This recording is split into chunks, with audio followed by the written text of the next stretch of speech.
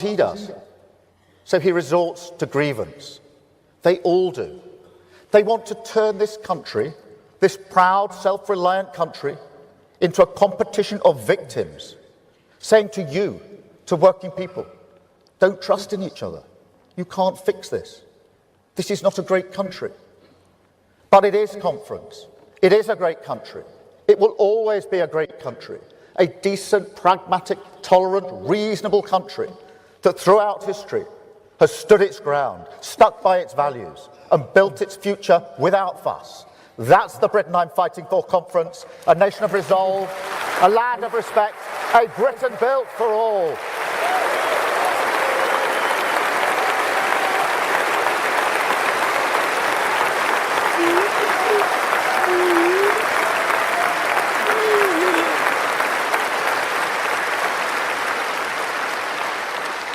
And conference, I welcome the new US initiative to bring peace to the Middle East.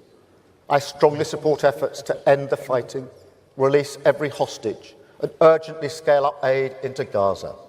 All sides must now come together to bring this initiative into reality, because we must restart the hope of a two-state solution, a safe and secure Israel, alongside the long-promised Palestinian state, a state that this country now recognises.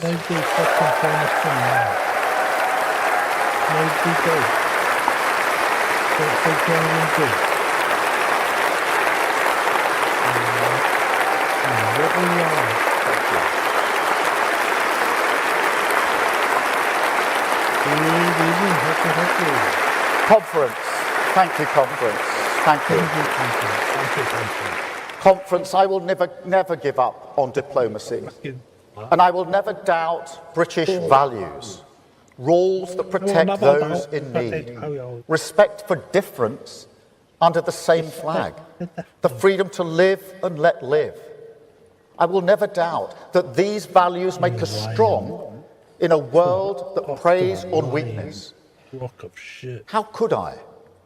The progress, the prosperity, the peace I've seen throughout my life, the journey I've been on, from a working class background to this, London to Manchester. I owe everything to this country and its values. But working people, they're losing faith. They're ground down. Politics has made them question Britain. And can you blame them? They've been nothing but patient. They lived through austerity, Brexit, COVID, played by the rules, kept their side of the bargain. But time and again, politics ducked the challenge of renewal. Their high street, their pubs, their youth clubs, the places that shape a life, that create a common memory, struggling against the tide of decline. That is why we must never find ourselves defending a status quo that manifestly failed working people.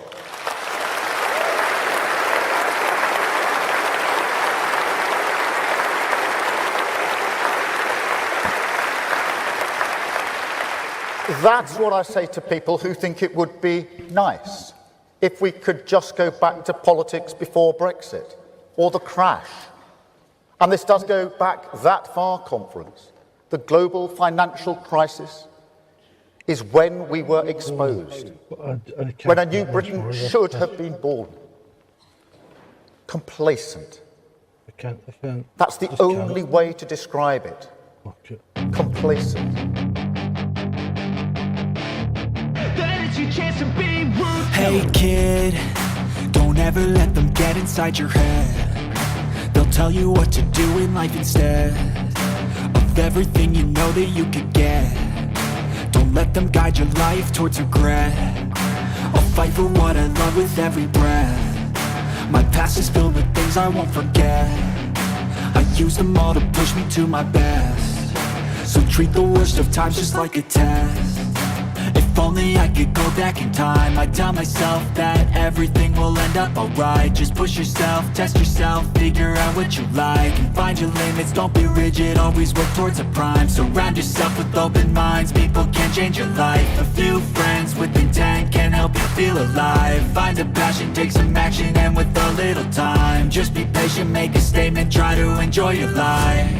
They'll try to kick you while you're down, they wanna rise up while you drown. They wanna fill your head with doubt, they're silently scared that you'll figure it out. I'll make it look like I'm losing, won't bother hiding my bruises. And when they finally think you're wounded, then it's your chance to be ruthless. That's the attitude. They always say that's on mechanic TV. Then it's your chance to be ruthless.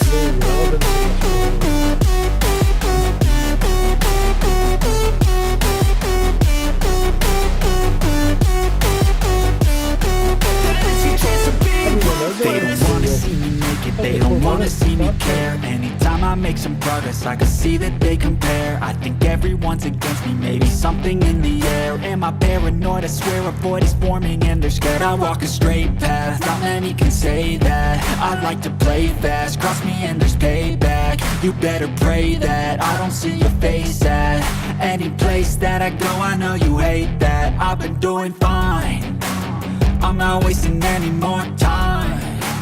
I live for the fight and the climb, and I think that the pain that's deep inside is what defines. So I won't give up, I'm gonna make it to the top. I don't care what's in my way, I swear I'm never gonna stop. I could fall flat on my face and I swear I will get back up, cause I don't deserve a thing and the road ahead is tough. They'll try to kick you while you're down, they wanna rise up while you drown. They wanna fill your head with doubt, they're silently scared that you'll figure it out. I'll make it look like I'm losing, won't bother hiding my bruises. And when they finally think you're wounded, then it's your chance to be ruthless.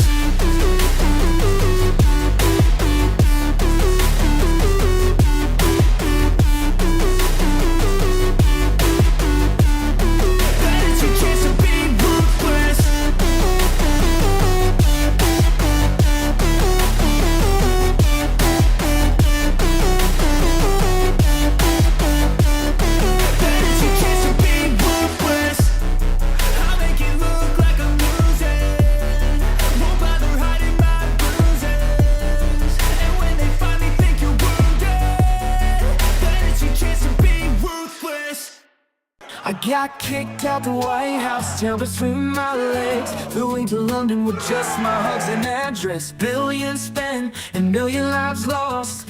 Keep it coming, yeah, feather my nest.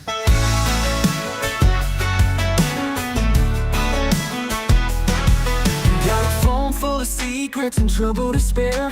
Red tape and chaos, I'm a billionaire.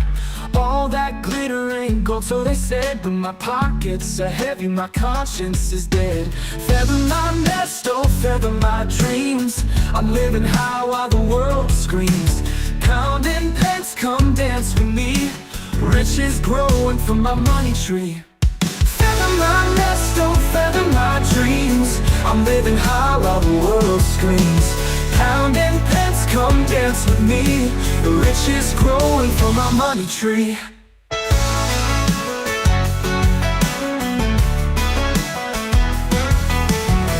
Met the queen, but she knew my game. Shook her hand while I fought the shame. Big Ben shining like a guilt-filled bell, but I'm here now, so what the hell? London nights and the city's bright lights. Dirty deals hidden from sight. I smile wide while the world falls down. Build my empire up in this town. Feather my nest, don't feather my dreams. I'm living high while the world screams. Counting pence, come dance with me. Riches growing from my money tree. Yeah, well, good. It's October. It's October. I need to put that. Rebuilding on the but she knew my game. Shook her hand while I fought the shame. Big Ben shining like a guilt-filled bell, but I'm here now, so what the hell? London nights and the city's bright lights, dirty deals hidden from sight. I smile wide while the world falls down, build my empire up in this town. Feather my nest, don't feather my dreams. I'm living high while the world screams. Pounding pence, come dance with me. The riches growing from my money tree.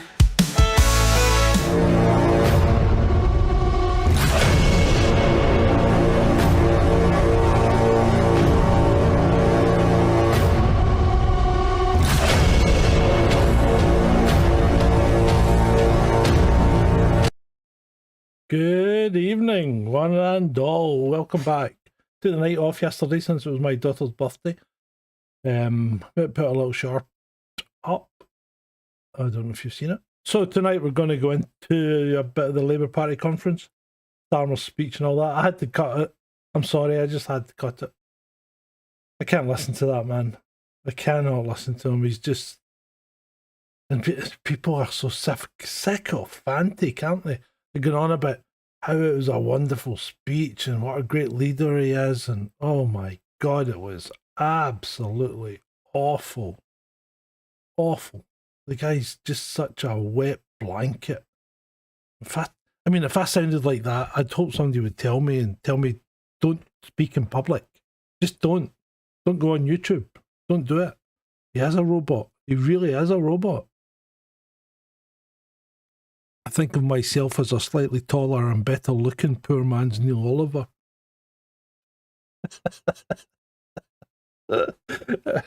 If you're in the vertical chat, good evening, good to see you. Nobody chatted the last time, so, well, they did, but feel free to chat. Now, you have to be a subscriber to chat, but that costs you nothing. Nothing other than a click. And then you get to chat straight away. There's no waiting time. I don't vet you. Not yet. Good evening, chat room. You're right in there tonight, aren't you? Shalini and Dreadeye and Shantae, Beats and Tapes, Espresso Mechanic, Robin. You're all in there, all in there. Hatchy was in first, I think. You can't count Dreadeye's first post because I think what he does is he posts and then goes and plays Fortnite with Ben. I don't even know if he listens to me anymore. Right. I said Beats and Tapes, didn't I? Anybody I've missed? I think I got everybody. Right, okay. So that's it. What are we doing? The UK is great, it's fine, don't worry, nothing needs to be done. Yeah, that's probably it. Right. Being in the chat makes it easier to donate. Go on then, Robin. Do it. Right. You know what you need to do, people. If you want to make a donation, that's entirely up to you, because I, for one, can't ask anyone for money, although I do, because I don't have any. I'm just freaking skin, and I'm not enjoying it. I must admit, I'm not enjoying this phase of my life where I have no money and I have to come on here and beg. But then again, I'm not really begging, because I think I'm giving you value for value. I'm not asking you to do anything in particular other than donate the occasional shekel, if you wish. And I think that's fair. You know, you don't have to be a member to see what's on the channel. Members get the odd thing. You do get the odd thing, and you certainly get some things that are cut off from others. But I think I'm going to be changing things a little bit on the channel. I think what we'll be doing, the live streams are doing really well, especially vertically. So what I think I'll be doing is I'll be doing the live streams, and then after the live stream, you'll maybe have between 12 and 24 hours to catch up on the horizontal if you've missed it. And then it'll be pulled and it'll be cut into videos and put up as separate videos. Horizontal videos on the video side of things, because the video side of things need to come up a bit. So we'll see how that goes. But anyway, let's crack on with tonight. So tonight we're going to look at the Labour Party conference, the Emperor's New Clothes. Right, settle in, folks. We are going in on the Labour Party. Grab your beverage of choice. I have fine Scottish water with a slice of orange in it. I put orange in it because I'm different. So, and I think it's quite interesting to have a look at this conference, especially this 2025 one, because it was more revealing for what they didn't say than what they actually did say. Classic political sleight of hand, really. Now, you don't have to have been in the police for 20 years to learn to spot when someone's trying to pull the wool over your eyes. This conference, like watching a masterclass in political misdirection. While they're busy waving flags, did you see them all waving the little flags? And attacking Reform UK, you know you're in trouble when your main point of conversation is the other party. The real story was happening in the spaces between the words, and the policies they refused to discuss, and in the growing rebellion within their own ranks. Now, before we dive in, the flag waving was fake, wasn't it, Shelley? Before we dive in, I want you to think about this. We're talking about a party that won a landslide election just over a year ago.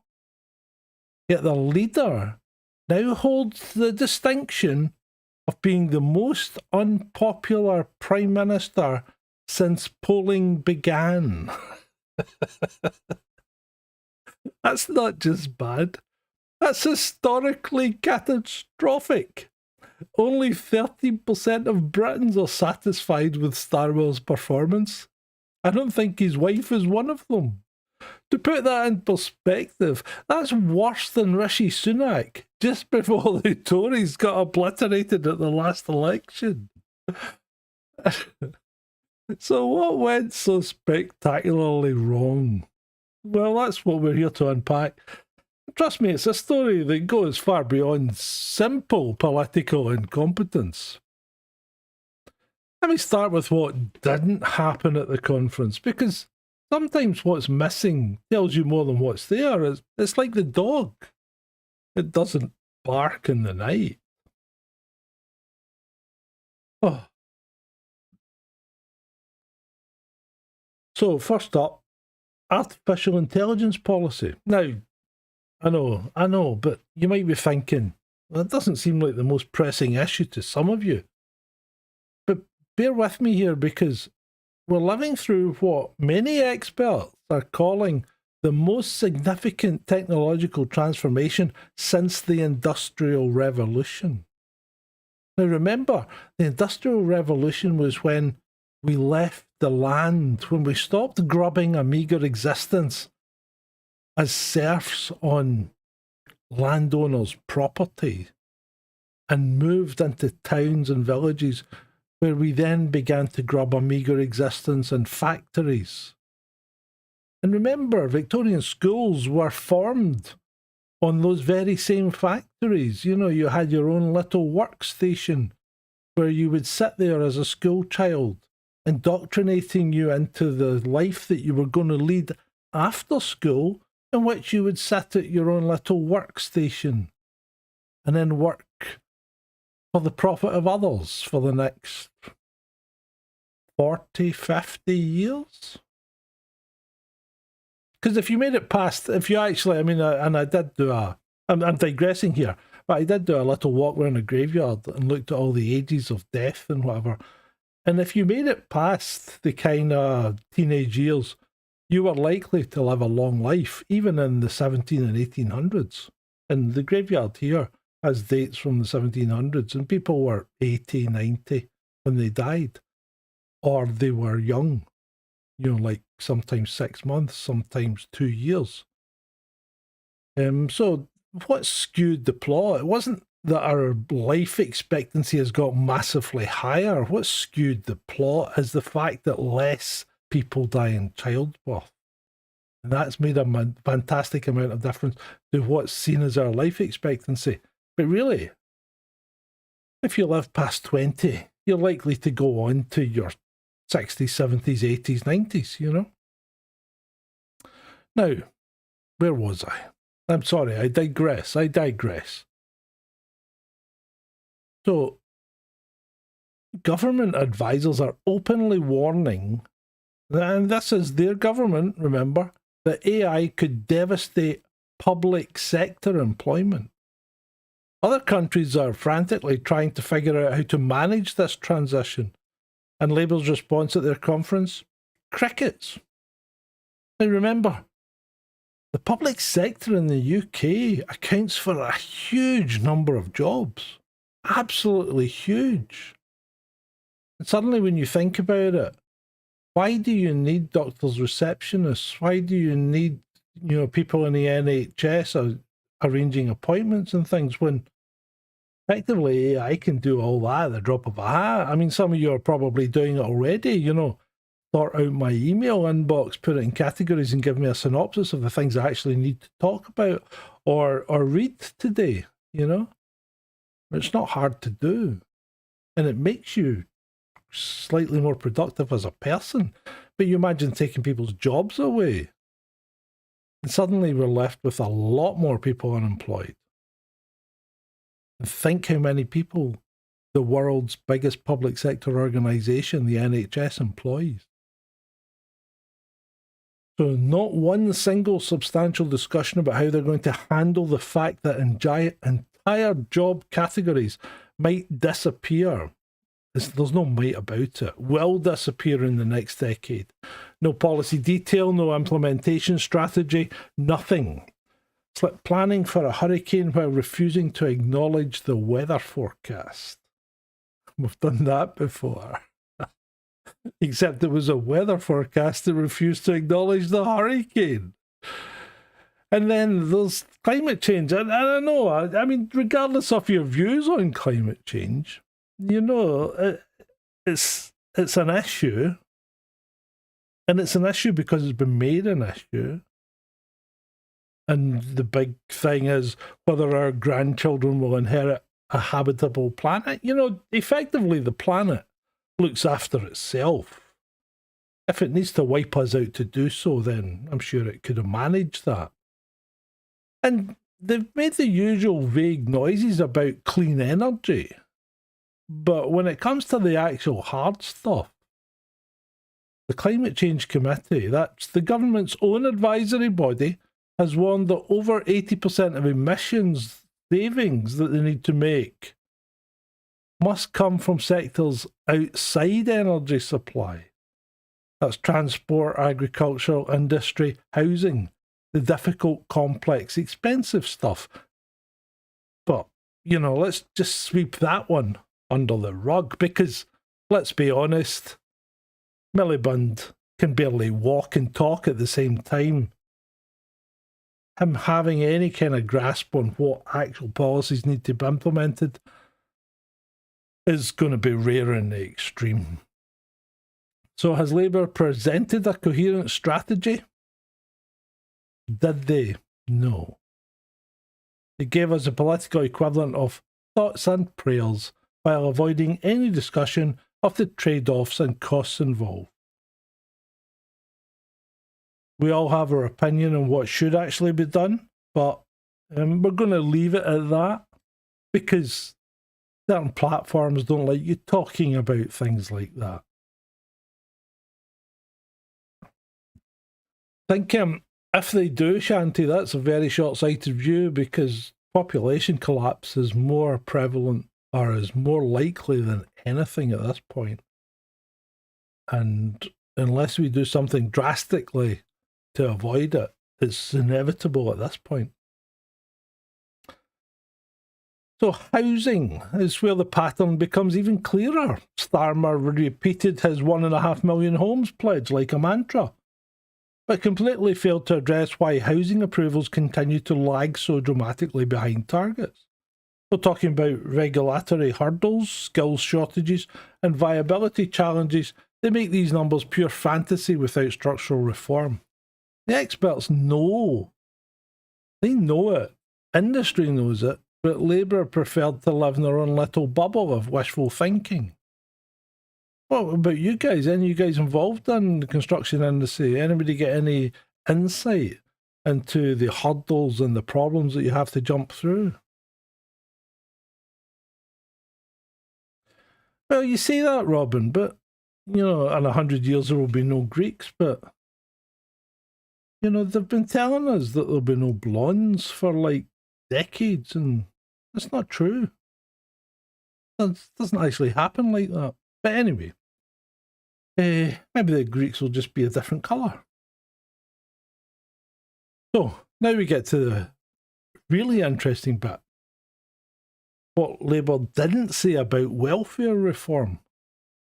And this is where the rubber meets the road, because Chancellor Rachel Reeves, Rachel from Accounts or Complaints as I prefer to call her, hi Yvonne, who by the way now holds the distinction of being as popular as Kwasi Kwarteng was right after his mini budget. And I think he was unfairly misaligned, but hey, or maligned, I should say. But she spent considerable time talking about harder choices and spending restraint. But when it comes to specifics about which benefits might be cut or how fiscal discipline would actually be achieved, tumbleweed. Absolute tumbleweed. It's not an accident. It's not an accident, people. This is deliberate obfuscation. You see, Labour has a problem. They've made promises they can't afford, and they know it. They know exactly what they've done. Previous attempts at welfare cuts got blocked by their own backbenchers, forcing humiliating policy reversals that made them look utterly incompetent. Remember that. And yet, they've just learned not to talk about it. Problems are still there. I mean, in real terms, groceries have gone up 61% since 2010. Energy costs have gone up 91% since 2010. And in real terms, our wages have increased 2% since 2010. And you wonder why everything feels expensive and you can't stretch money going as far. That's why. And we look to the EU and say, well, they're worse off than us, but are they? Because while they have the same increases in energy and groceries, their wages have gone up 27%. So they're not quite as badly off as we are. Our government really shafted us when they didn't borrow money when it was effectively free.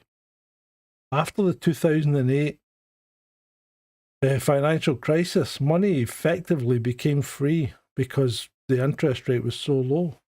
And our government didn't borrow any money, they just stopped spending completely. They ground everything to a halt. There was no public sector investment. But anyway, I digress again, I'm sorry.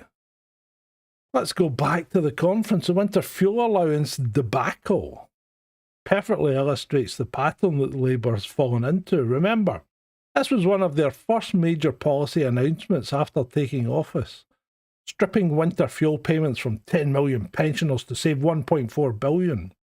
And I'm going to digress slightly here, because if we weren't pumping money into Ukraine like it was going out of fashion, we'd be 22 billion better off right now. But Labour's never heard the phrase. Tories have never heard the phrase. Government's never heard the phrase. Charity begins at home. Charity begins at home. So anyway, after stripping the winter fuel payments from these 10 million pensioners to save 1.4 billion, the backlash was so severe that they eventually had to U-turn. But not before it contributed significantly to their polling collapse in the eyes of the nation. And here's what gets me. They knew it would be unpopular, because you always put your unpopular stuff at the front. You know, when you've got a term of 5 years, you're going to put the unpopular stuff in quick. You don't need to be a political genius to figure out that taking money away from pensioners during a cost of living crisis might not go down very well. But they did it anyway because they were trying to look fiscally responsible to the market. Problem is, you can't be fiscally responsible and politically popular simultaneously when you've painted yourself into a corner with unrealistic promises, which effectively was all that the Labour manifesto was. I was asking about if you were in the construction industry, if you knew any hurdles to building houses, Vaughan. I don't think that quite applies to you, does it? Unless you're networking them.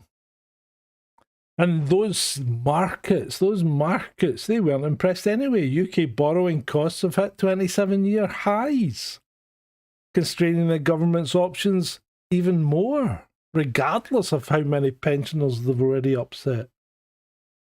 Anyone else noticed how politicians always seem to think they can ignore economic reality if they just avoid talking about it? Let me know what you think. We were, Robin, very much so, without even the common decency of a reach around. Oh. Yeah, well, cost of materials has all gone through the roof. Of course it has.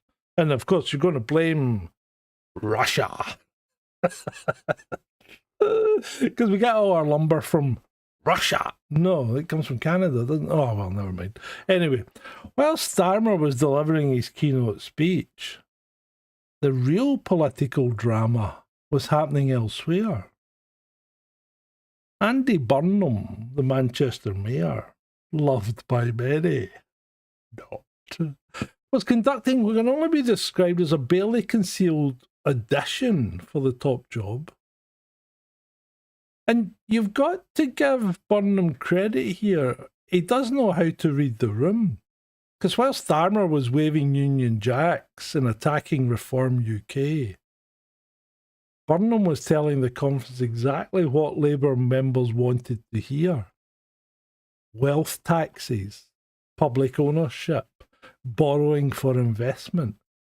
All the progressive policies that members support, but their current leadership has completely abandoned. And the polling does back this up in spectacular fashion, because among Labour voters, Burnham enjoys higher favourability than Starmer himself. 49% versus 44%. Some even put Burnham up at 65%. That's not just embarrassing for a sitting Prime Minister. It's potentially fatal. When your own supporters prefer someone else to lead the party, you're in serious trouble. Especially 1 year after leading a landslide victory. But Burnham hasn't just critiqued policy, he went after the leadership style. He warned that the party faced peril and criticised what he called the climate of fear within the party. And I think that has a lot to do with Starmer behind closed doors. Because although to us he appears to be as solid as a wet flannel, I think he's a bit of a bully, allegedly. But anyway, that's not policy disagreement that Burnham's done. That's a direct challenge to Starmer's authority and his leadership. And the membership is listening. Recent polling shows that 53% of Labour members want new leadership before the next election. Before the next election, we're only 1 year into the term. And think about that. More than half the party's own members don't want their current leader to fight the next election. Burnham's position is politically shrewd. He's offering everything Starmer isn't: progressive policies, party unity, and an actual connection with the membership. His criticism that Labour had become too much in hock to the bond markets resonated because it articulated what many members felt, that their party had abandoned its principles. But, and there always is a but, usually a big one, the path to leadership for him would be Byzantine. He would need a Westminster by-election that he would have to win to become an MP. He would need National Executive Committee approval, and he would need support from 80 MPs for a leadership challenge. These are significant obstacles that make immediate succession unlikely. So what we're seeing is a slow-motion leadership challenge. Burnham can't mount a direct assault on Starmer's position, but he can certainly destabilise it. In every conference appearance, every policy intervention, every poll showing his superior popularity chips away at Starmer's authority.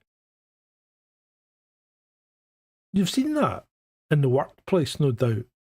You've seen people chipping away at their boss. You know, angling for a promotion while decrying their boss's actual work ethic or whatever. You've seen people do it. And it can cause problems in the workplace. Imagine when it comes to a leadership contest for the entire country. And I think there's none better than looking at what Rishi Sunak did in order to become Prime Minister. First of all, disposing Boris, and then, despite not being able to win in a straightforward vote, manipulated the market with his friends in order to drive out Liz. She wasn't driven out for incompetence because we didn't actually have time to tell if she was competent or not. So, now we'll come to what was arguably the most pronounced feature of the entire conference. Labour's absolute obsession with attacking Reform UK. And this was a masterclass in strategic miscalculation. Starmer's direct attacks on Nigel Farage were genuinely his most passionate conference moment. He called Farage someone who doesn't like Britain. He doesn't like Britain. And described Reform's policies as racist. The crowd loved it, but they're going to love anything like that. But here's the problem. The strategy carries inherent contradictions that anyone with half a brain could spot. While Labour was attacking Reform's immigration policies as racist, Home Secretary Shabana Mahmood was simultaneously announcing plans to extend the qualification period for indefinite leave to remain from 5 years to 10 years. That's essentially a reform policy with a different label on it. And you can't convincingly argue that your opponents are extremist while adopting similar positions yourself. Can you, David Lammy? It will push more folk to Reform UK, I think, Delaney. Lammy is, I think the man is mentally challenged.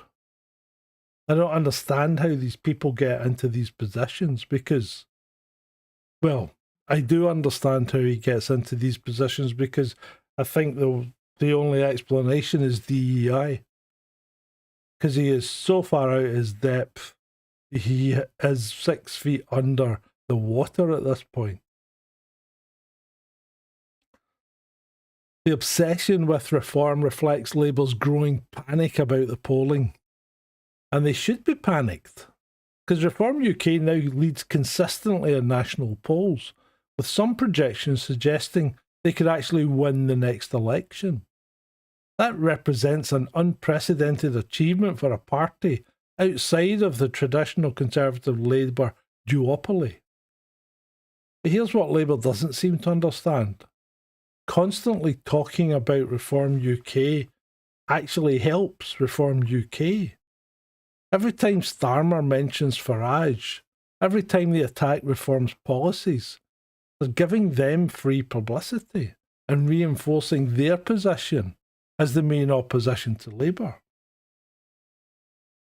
It's like that old political rule: if you're explaining, you're losing. Well, Labour has moved beyond explaining to actively promoting their opponent. They're so desperate to appear tough on immigration and nationalism that they're essentially advertising Reform's key messages.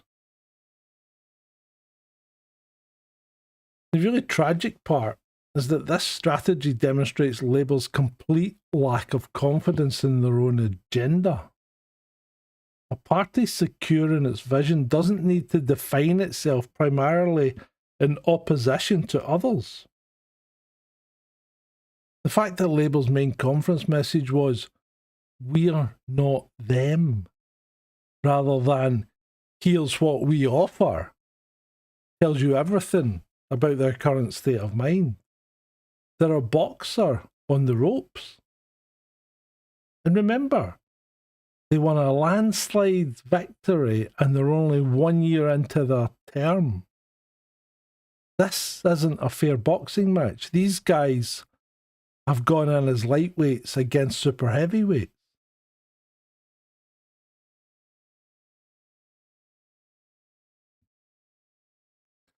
And the numbers bear this out, doesn't it?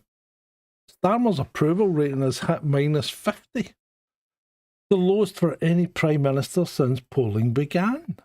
Reform's Nigel Farage actually has better favourability ratings than the sitting Prime Minister. When your main electoral strategy is attacking someone more popular than you, you might want to reconsider your approach.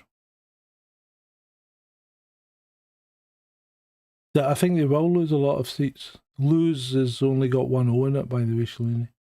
But they will lose a lot of seats come local elections in May.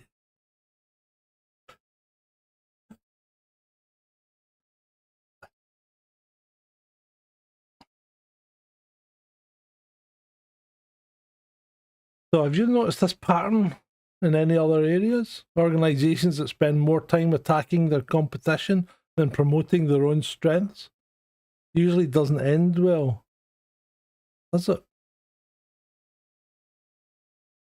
One thing that came through loud and clear at the conference was Labour's own acknowledgement of their communication failures. And when politicians admit they have a messaging problem, you know things are really bad. Party members consistently cited poor communication as a primary concern, with 82% feeling the party was failing to get its message across to the public. The phrase that kept coming up was that the government had set the agenda but not the narrative. They were making policy but completely failing to explain why. And this reflects something deeper than just bad PR.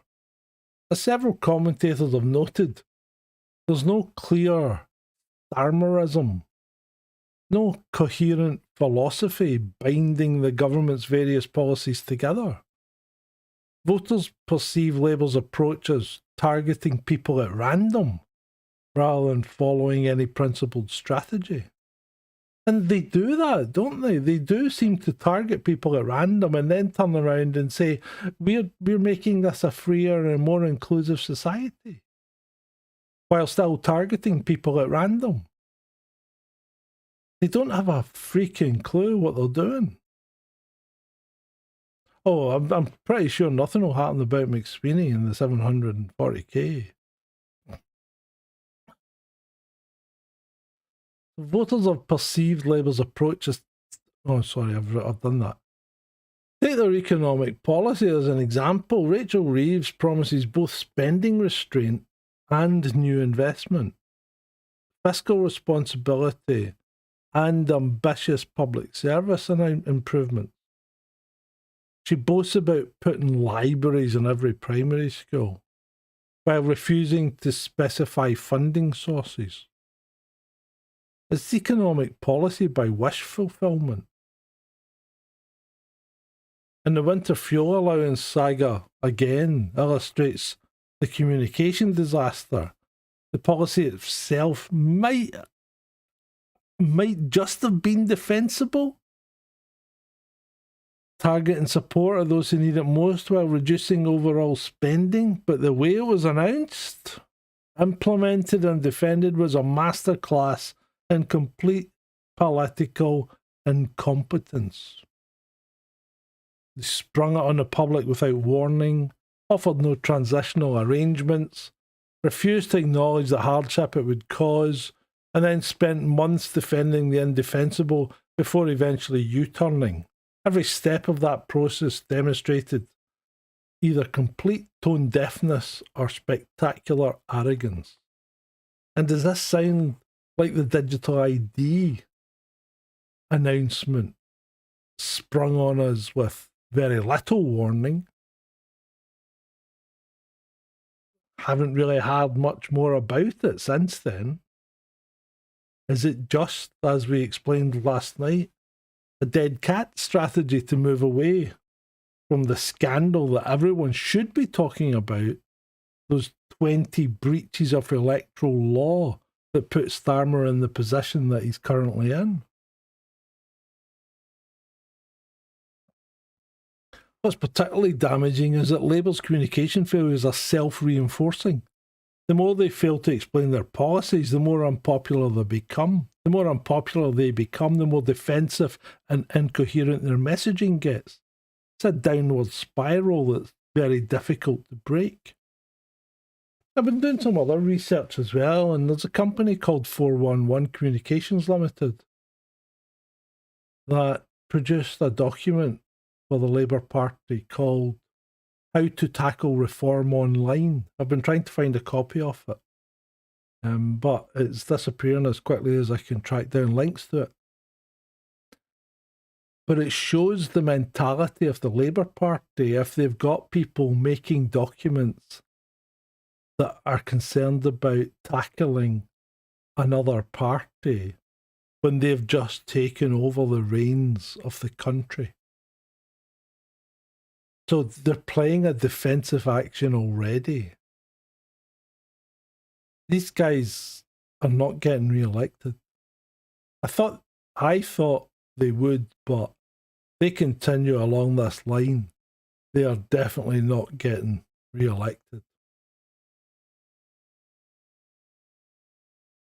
And the other part of the conference that's completely damaging is a growing disconnect between Labour's leadership and its own membership. And when I say disconnect, I mean a chasm along the size of the Grand Canyon. I mean, the polling data is absolutely devastating for the leadership. 92% of Labour members want wealth taxes. Leadership has rejected this, in my view, quite rightly so, because wealth taxes don't work. But the problem is when you're dealing with people that you're relying on to support you and you completely ignore their concerns without explanation, then they will turn against you. 92% of those Labour members want water companies in public ownership. Leadership again has ignored that. And there may be something to say for putting water into public ownership, because it's got to be seen as surely a natural resource that is everyone's natural right to have clean water. The infrastructure alone is requiring severe investment that isn't coming from private industry.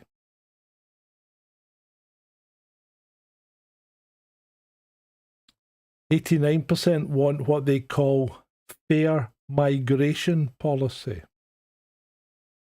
The leadership is moving in the opposite direction. 84% want arms embargoes on Israel. The leadership dismissed this as business as usual. And this isn't normal political disagreement. This is fundamental alienation. Labour members feel their party has been captured by forces that actively oppose everything they believe in. The spring statement triggered a dramatic collapse in leadership approval among members, with Reeves' favourability plummeting 30 points to minus 41%, and Starmer as well entering negative territory. And what makes this particularly dangerous for Labour is political parties depend on member activism for their electoral machine.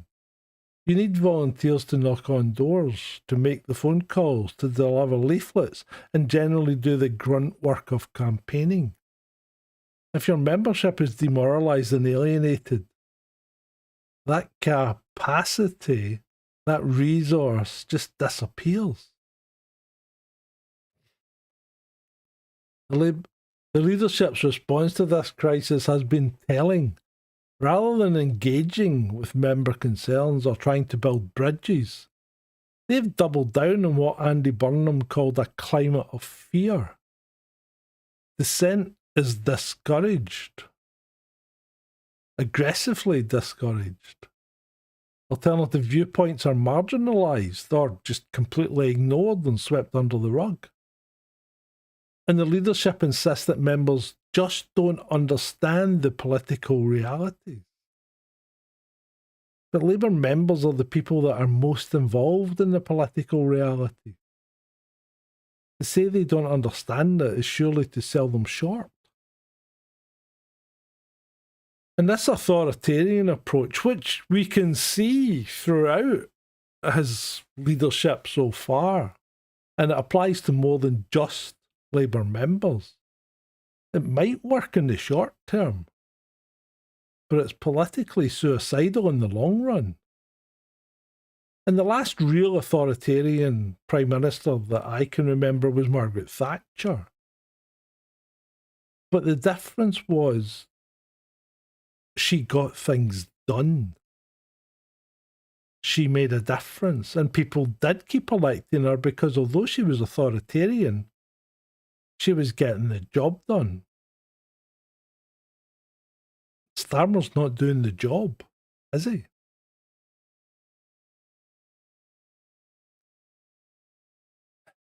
Can't run a democratic political party, especially a socialist one, like a corporate dictatorship. Eventually the contradictions will catch up with you.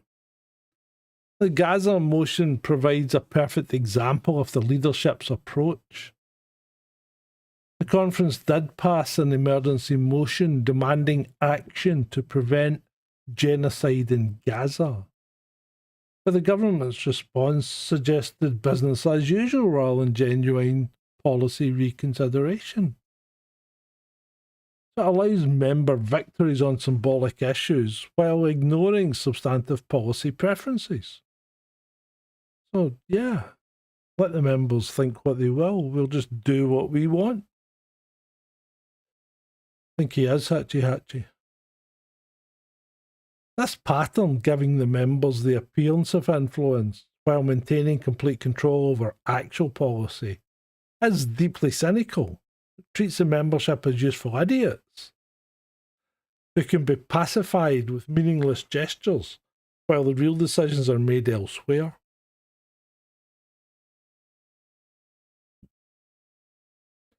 Any experience of organisations that have treated their members or employees that way?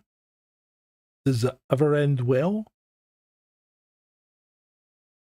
I suspect some of you have probably been or seen that movie before. Espresso Mechanic says Margaret Thatcher was a woman of her word. I wasn't a fan. Yeah, that's fine. Regardless of what Evan thought of her, these current no marks have neither words nor actions. I tend to agree with you, Espresso Mechanic. Yeah, I think you have to agree with you. So let's talk about the historic unpopularity that a man has achieved in a year. Because sometimes the statistics tell a story more powerfully than any amount of political analysis. And the numbers for Starmer and Labour are absolutely catastrophic. His net approval rating of minus 50% represents the lowest recorded for any Prime Minister since polling began in 1977. It's worse than Rishi Sunak before the Conservative electoral wipeout. Only 13% of Britons expressed satisfaction with his performance. That's matching Kwasi Kwarteng, as we said, post his mini budget crisis. It gets worse. Among Labour's own supporters, only 42% expressed satisfaction with the government. Among their own supporters, only 42% expressed satisfaction. That's lower than expressed satisfaction with the Conservative government just before its electoral defeat. We're looking at a government that's less popular than the one it replaced, despite winning a landslide over a year ago. And these aren't just bad numbers, they represent a fundamental crisis of legitimacy. Labour was elected with only 33.7% of the vote on a 59.9% turnout, which means they had the support of roughly 1 in 5 eligible voters. 1 in 5 supported Labour. And now that support has collapsed to the point where they command confidence from barely 1 in 8 voters. This is why they are so panicked and so worried about anyone that shows any kind of polling like reform. The democratic implications of this are profound. We have a government with a massive parliamentary majority that represents virtually nobody. The electoral system that produced 411 Labour MPs on a third of the vote now looks increasingly divorced from public opinion. From UK's consistent polling lead, some projections do suggest they could be the next election winners, reflect genuine voter dissatisfaction with mainstream politics. Labour's response has been to attack reform rather than address the underlying concerns that drive their support. It's playground politics, isn't it? Not going to win. You're not going to win friends and influence people by shouting across the playground at them. And this creates a vicious cycle. The more Labour attacks reform, the more they legitimise them as the main opposition. And that's what they're doing. They're making them the main opposition because they're continually talking about them. The more reform support grows, the more desperate Labour becomes. The more desperate Labour becomes, the more unpopular the policies get. It's a political death spiral in real time. I've never seen anything like it so fast. This guy is presiding over the death of the Labour Party in real time. And the international implications are equally serious. Britain's reputation for political stability, and already damaged by our Conservative chaos when we kept switching leaders, it faces further erosion from Labour's dysfunction. International partners are watching a country whose government commands minimal public support while lacking clear policy direction. Oh. Labour is finito. I think you may be right, Shalini. Oh. One world government next. I think, I'll be honest, Robin, I think we're quite away from that. Even if you saw the pandemic as a test, it still showed you that there are too many differences and too many people willing to resist.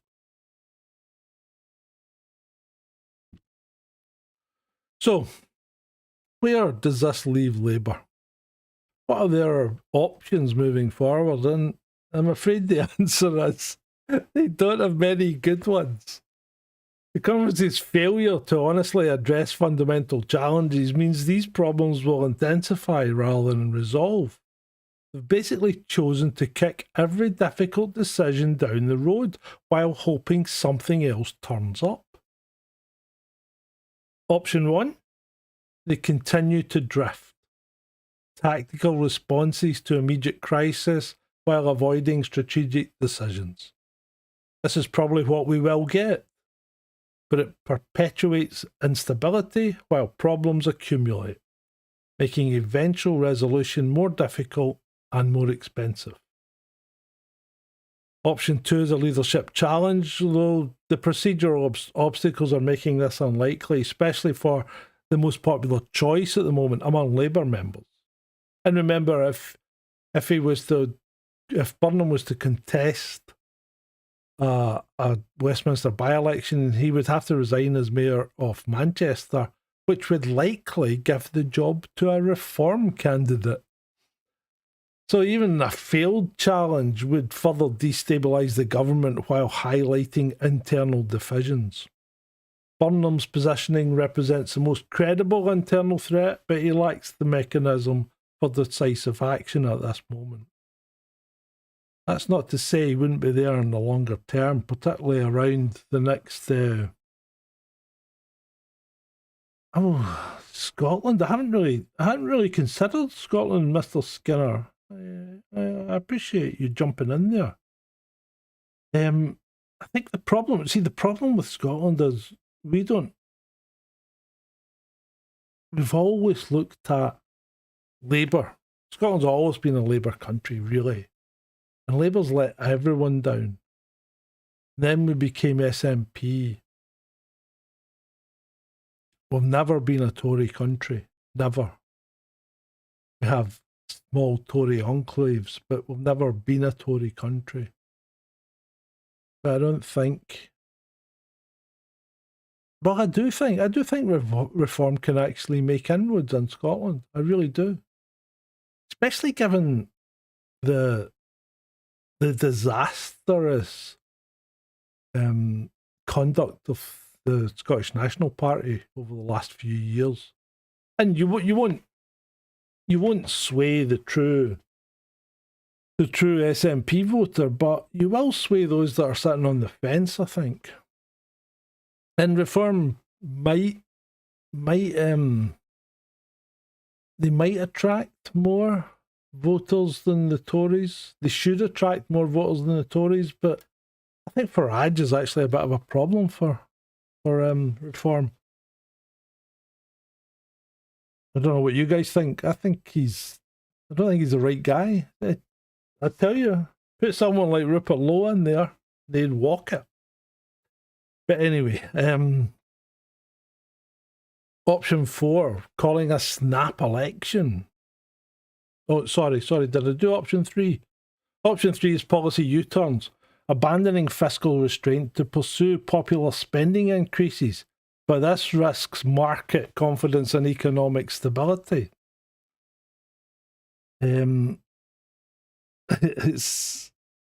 It's a bit like what Liz Truss was trying to do. She was trying to put in a Tory budget. If the Labour Party tried to put in a true Labour budget, then they would be trying to spend their way out of an unpopularity contest without the market supporting them.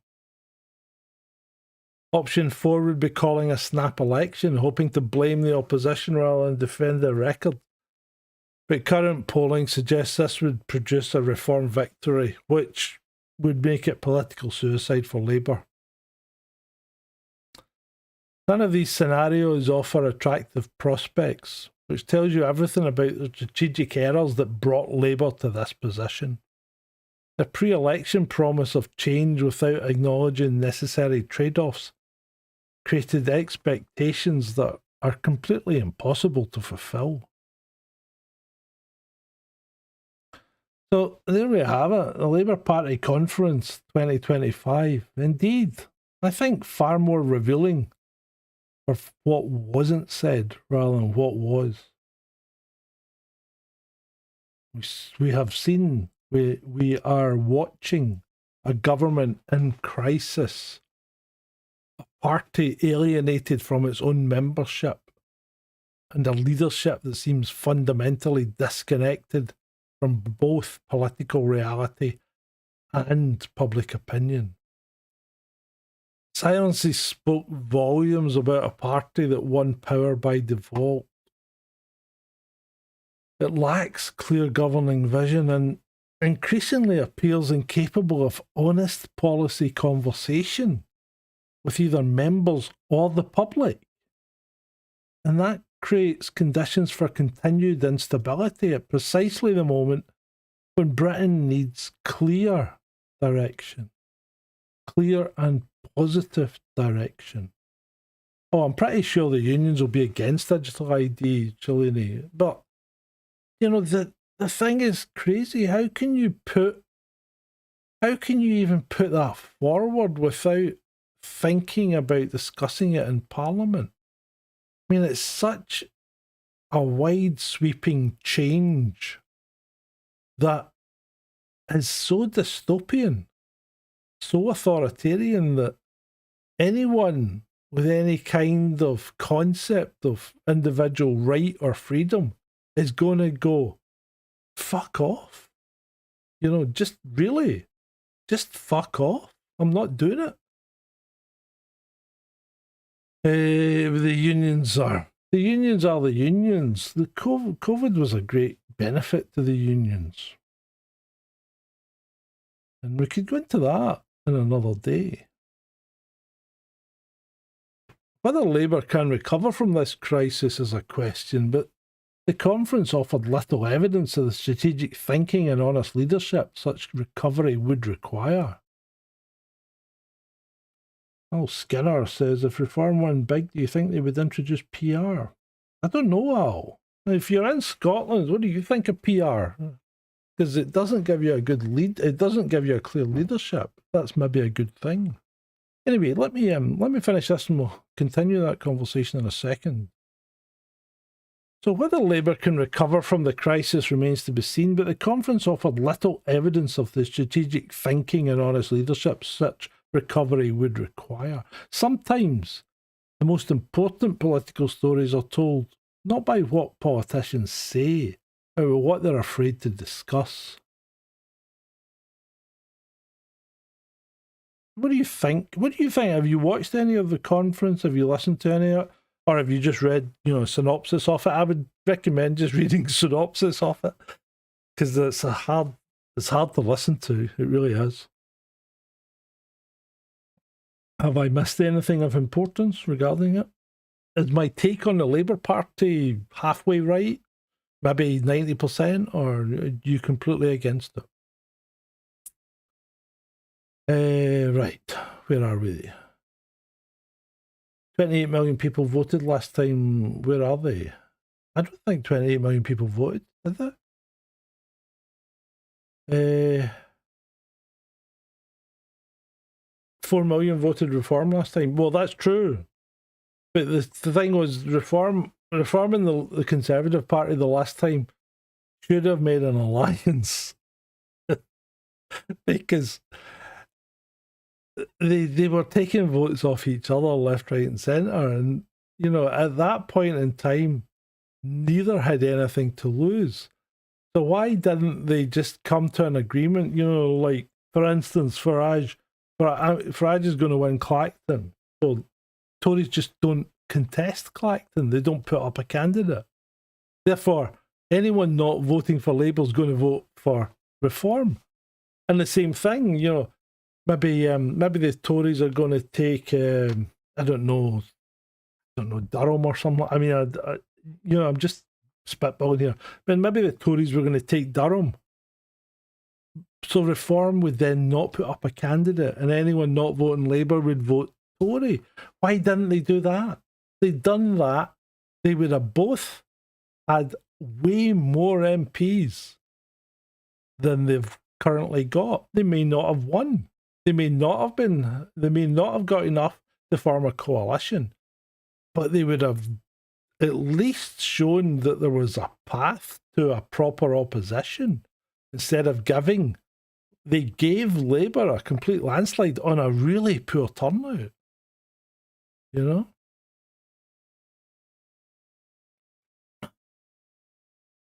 know? Proportional representation.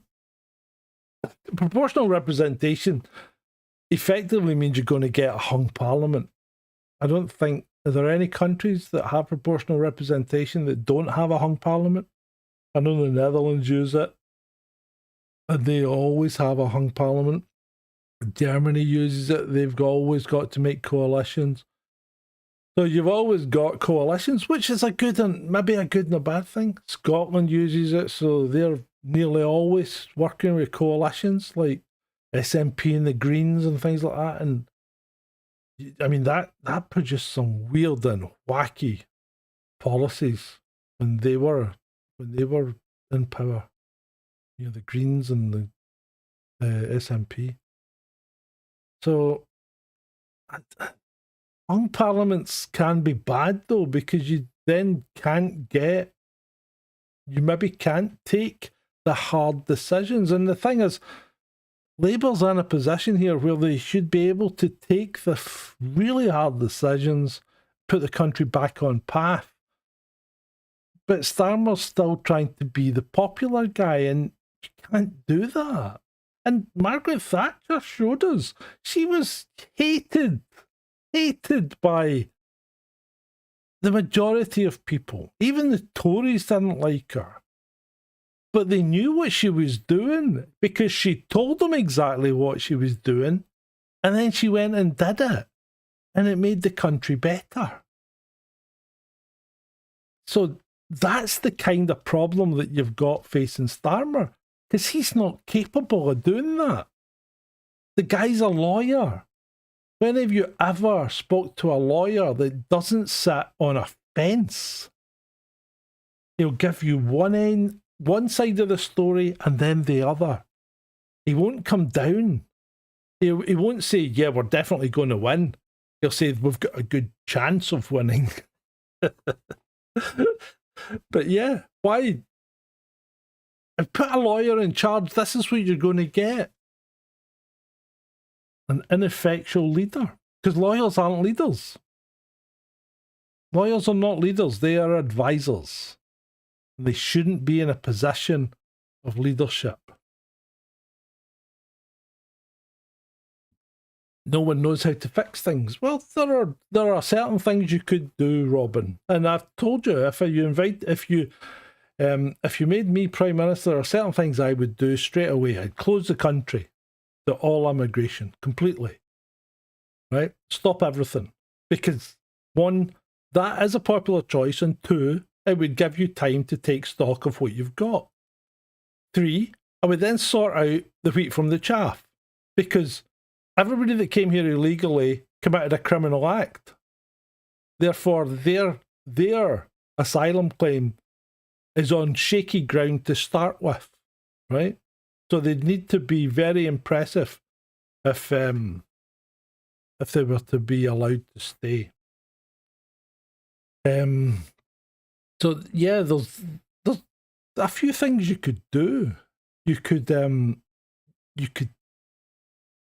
stop the profiteering by the energy companies, because the UK is paying way more for energy than anybody else. You could try and take back some of the energy capacity that we've given away to foreign companies. And I'm not saying that we need to nationalise everything, but there are certain things that as a country you need control of. And some of them are to do with things like, if the shit really hits the fan and you do need to defend your country, how are you going to produce weapons? How are you going to make steel? How are you going to produce food? How are you going to power all this? So you can't afford to have all that stuff in the hands of private corporations. And if you do let it go into the hands of private corporations, what happens is you have a situation like in America, where the military-industrial complex has an incredible amount of sway over the politicians. You can't afford that. And you certainly shouldn't be selling vital infrastructure to foreign companies. Our steel industry is effectively owned by India. Why? Our water industry was privatized. Why? Our energy companies, our nuclear power stations are effectively owned by France. Why? Why do we do this to ourselves? And France has 58 nuclear reactors. Electricity in France is relatively cheap. Electricity here isn't. So yeah, I think there's a lot you could do. You could actually fill in the fucking potholes in the roads for one. Because there must be people out there that need jobs that are doing nothing that you could, not press gang into labour groups, but you know, there are people that would work. It's crazy. I'm not saying nothing in, nothing out, but I think you've got to really take back some. You got to take back control of some of the means of production, and that sounds a bit dodgy, and I appreciate how it sounds, but from the point of view of national security, and when I say national security, I don't mean just defence, but to keep your nation secure in itself, you need public ownership of certain things. And why shouldn't the public own things like, electricity production, water, roads, health service, and we do own the health service. So what we need to do is manage all these things properly. I'm not proposing communism, although I have always said in many instances you'd be better off with a benevolent dictator than you would a democratic government. And I think that's probably enough for this evening before I get myself into trouble as some kind of neo-Nazi or a fascist. Yeah, Shalini, see, that's the problem. You can't have things like that. You do that, it's crazy. Yeah.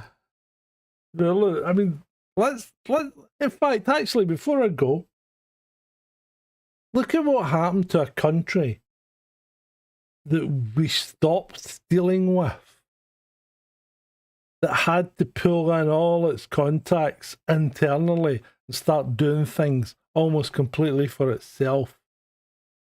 That country now has a better economy than any single country in Europe. And you know what that country's called, don't you? You do. So maybe that's what we need to do. Maybe we need to get the world to sanction us and stop fighting other people's battles. Because that's one thing I definitely do. No foreign aid. Completely. Charity begins at home. Right. Thank you very much, people. I enjoyed that this evening. Wasn't quite as...